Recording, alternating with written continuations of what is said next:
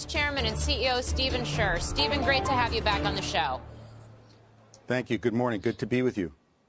So you talked a lot on your call about what you're seeing in terms of both leisure and corporate demand, and particularly here in the U.S., that both are progressing back to pre-pandemic levels, but importantly at higher pricing.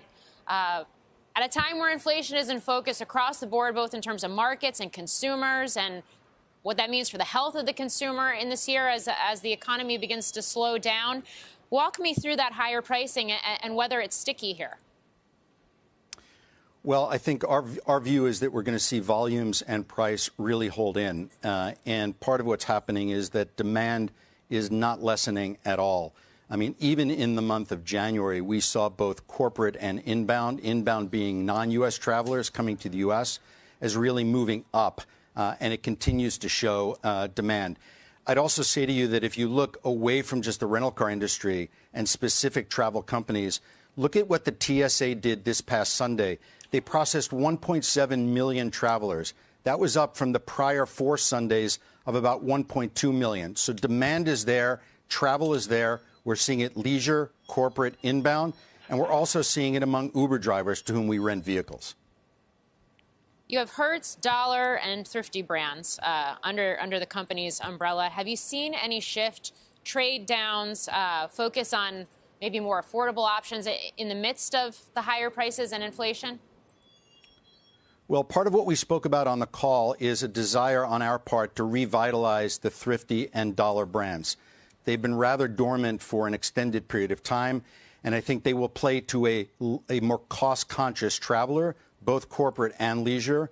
I think that will bring a accretive margin to us. It will also help us defend, if you will, our premium brand being Hertz. And I think if you look back at Christmas, reliability in the brand and the ability of our company to service changing needs of our customers is critically important. Christmas people were obviously stranded as air travel became more challenging. We were a company in a position that enabled us to put people in one-way rentals, moving all across the country. It was higher rate for us, of high utility to them. It moved our cars to places where we wanted them to be. But competitively speaking, that's what Hertz can do. A lot of smaller rental companies are not in a position to provide that kind of reliability of service that we were able to provide to our customers Christmas time. Are you seeing a tailwind from China reopening? I would say inbound travel is strong. It's coming mostly from Europe. I would say on the inbound travel that will come from China, I suspect some of this will be delayed and we won't see it sort of right away. Part of that is going to be a function of the delay in the issuance of visas to Chinese nationals looking to come to the United States. As I understand it, anecdotally, that backlog is pretty severe. It may take a while to work through. Obviously, we don't have a strong business in China, but we do have a strong business of Chinese tourists and business people that come to the United States. I think that holds enormous promise for us on the forward. I just don't think the Chinese are going to be here, taking up in travel in the near term. It'll be a more medium to longer term proposition. Stephen, I know on the call you addressed trends in used car pricing. We've seen an uptick in some of the wholesale used car indexes just recently, and I know it's obviously feeds into your business because of the residual value of your vehicles. What's currently happening in that area? Well, remember, 2022, we were at a peak about midpoint in the year. It dropped quite precipitously in the decline. We were able to capture quite a bit of that excess of fair market value over book value. What we've seen in the first 5 weeks of 2023 is a reversal of that trend.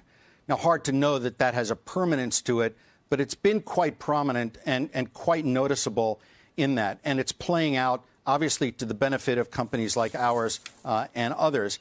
Now, part of the reason for that, I suspect, is a recognition on the part of consumers that, in fact, new cars are still pretty hard to come by, and equally that they are at elevated prices. And people, by necessity, return back to the used car market as their source of cars. And I think that has led to, a considerable reversal, if you will, over the 5 weeks that you see in the Manheim Index or otherwise. I would say as a general matter, though, when you look at the declining prices of cars, Obviously, for a rental car company, it has a number of different elements to it. One, of course, is that we are a buyer of cars, and lower priced cars, even in the used car market, where we buy good condition, low mileage cars, is of benefit to us, as lower cap cost is kind of the first ingredient, if you will, to depreciation.